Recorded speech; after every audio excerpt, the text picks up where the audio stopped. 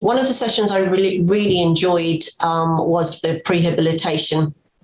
Whether this is really ready for prime time.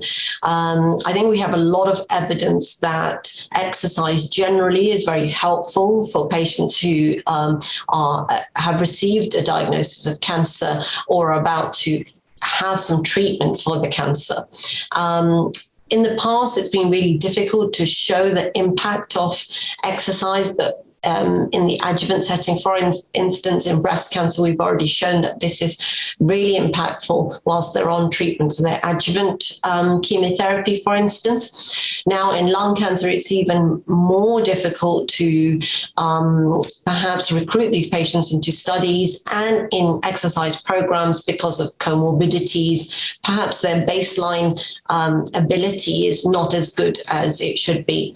That should not put you off really introducing exercise into patients' day-to-day lives. And this is really what Matt Edison from Manchester recapped as a beautiful presentation, really inspiring and really epitomizes what you can do with collaboration. And the Manchester team really should be congratulated for what they've achieved in prehabilitation.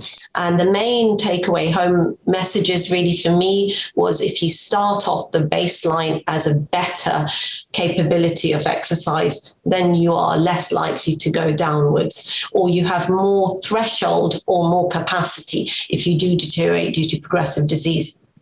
And you'll be able to tolerate treatments much better. So in my mind, really, you have to do the investment in order to save both for patients' quality of life, but also for the length of stay post-operatively, for instance. So they showed with their team that if patients received prehabilitation prior to surgery, they had a shorter length of stay after surgery, and that saves the NHS and all our health systems money, but also allows a patient to recover much more quickly.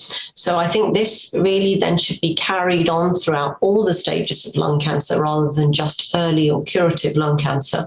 And then the prehab should follow rehabilitation at the time of they're receiving their treatment, but also on their maintenance treatment. And a plan that I have for a study would be looking at exactly that in advanced lung cancer. So I'm hoping to get funding for a study looking at exercise intervention, and this would often be a pulmonary rehabilitation program, but now with technology, we can do so many other things. App-related, remote, we can do it through videos, we can do it online sessions. So really the world's our oyster. You just need to have to champion those areas. And certainly exercise, I think, has been completely overlooked in well-being of our cancer patients whilst they're on treatment.